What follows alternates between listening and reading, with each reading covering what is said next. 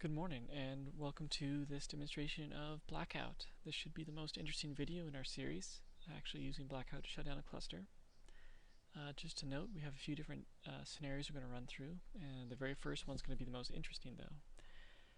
However, I'm not going to get into technical details during the first scenario, just to make it more entertaining, I suppose.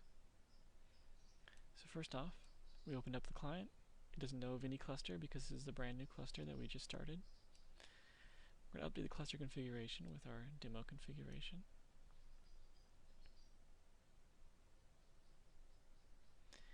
And now we can shut down something. So let's shut down the infrastructure group. And to keep it interesting, we're going to do all dependent nodes. Now there is a short pause between when that command actually is initiated and when the machines will start shutting down to give you a chance to abort. So let's take a look at the configuration while we're doing that. First, our infrastructure group is the top three nodes, A, B, and C. And there's two other groups. Most importantly, server A will wait for every other node in the cluster before he starts shutting down. Secondly, in the second row, servers D, E, and F will all wait for the bottom row to start shutting down, or to finish shutting down before they start. And I'm getting behind, and lastly, server G, which is this guy here, will wait for the two on the left, H and I, before he turns off. So as you can see, B, C, H, and I are already taking their signals and already shutting down. Server G has noticed that H and I are down, so he starts shutting down as well. D, E, and F, as soon as they see that G is no longer responsive, they'll also turn off.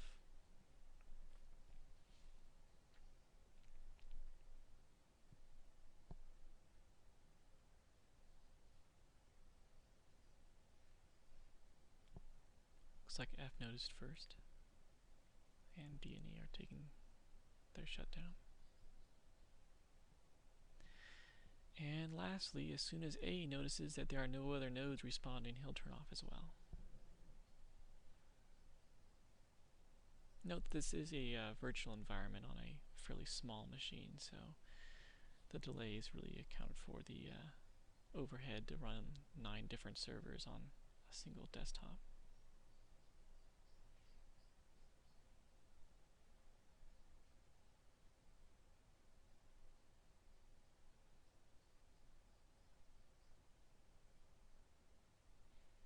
And there we have it, A is turned off. So there you have a complete cluster shutdown based on a node dependency scheme. We're going to reset and start over.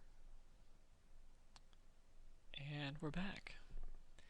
So scenario 2, we're going to turn off the nodes without any dependencies at all. So since this is a clean cluster at this point, since I reset all the nodes to a very clean state without any configuration, I'm going to reload the configuration onto the cluster. And now I can shut down the various groups, whatever group I want, without any dependencies recognition at all. Do not wait for any dependencies. This is equivalent to an emergency shutdown. So for instance, if you needed to shut off a specific location, you could shut off the location by very quickly this way.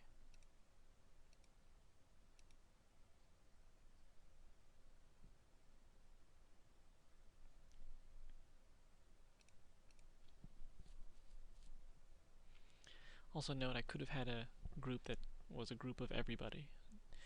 It's not required to have only one group per node. You can have multiple groups for any node you have. That would have been more efficient to turn them off, but just keeping the group simple for the demonstration. You can see my computer's slowing down here. It's not the fastest.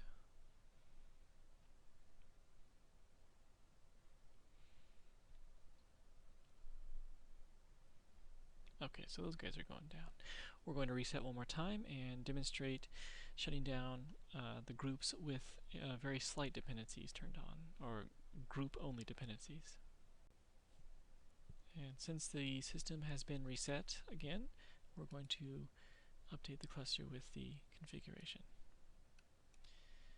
In this scenario, this is our final scenario, we're going to watch as the specific group being shut down waits for only dependencies inside that group. So last time we saw infrastructure waited for everyone and the entire cluster got shut down. This time we're going to shut down infrastructure, but only allow for nodes inside that group to be shut down. So as our config states, server A must wait for every other node in the cluster, or in this case its own group, to shut down. So B and C will turn off pretty much simultaneously, and then A will turn off once those are down.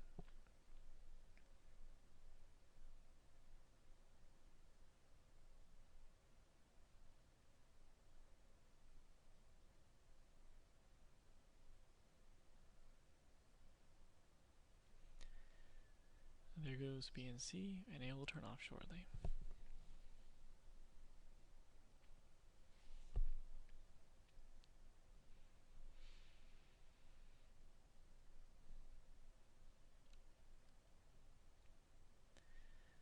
Alright, so since we have some nodes left over, we're going to shut down data storage, and we're going to have him wait for everyone. We're going to demonstrate that abort also works just fine. So we're going to have the data group wait for all nodes, and as our configuration states, data should wait for all of the processing nodes, which are the bottom row. So the bottom row should turn off first, followed by the middle row. After the mandatory 30-second delay, where users have the chance to abort shutdown before anything happens, the bottom servers will start to shut down, noting that G will wait for H and I, so the right two servers will turn off first. At any time that the operating system has not actually initiated the specific shutdown of the machine, you can abort shutdown using the abort button. So at this point we're going to abort.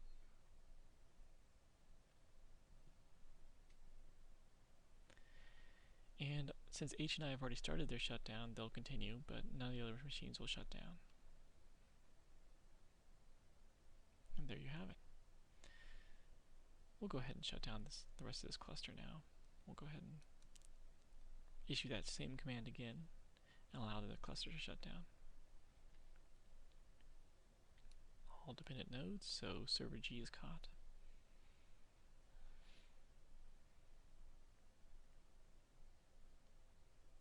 And that's the end of our demonstration.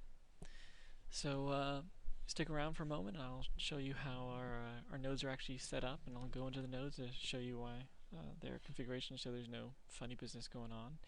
If you have any questions about installation, there's installation videos for both Linux and Windows.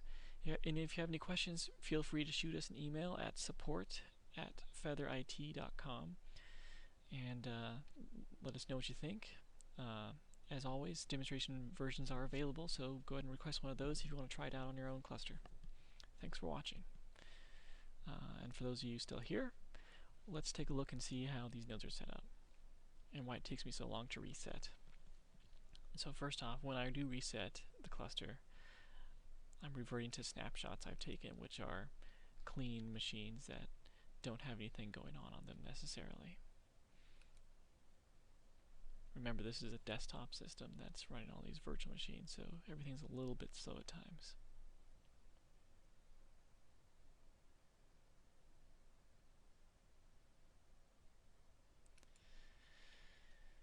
Now that the machine's up,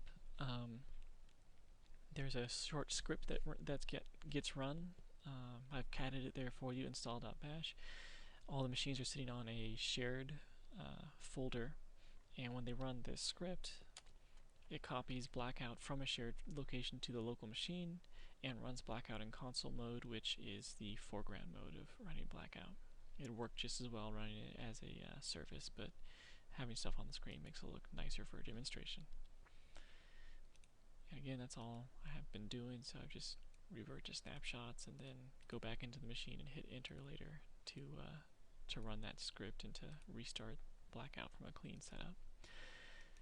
If that all makes sense, then it should also make sense why I've had to update the cluster every time we've redone the different scenarios because these are all clean machines and they have no cluster configuration when I go back to the snapshot.